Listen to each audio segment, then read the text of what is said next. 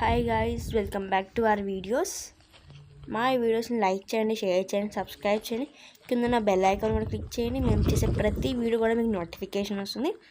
ముందుగా మీకు ఉగాది ఇంకా రంజాన్ శుభాకాంక్షలు.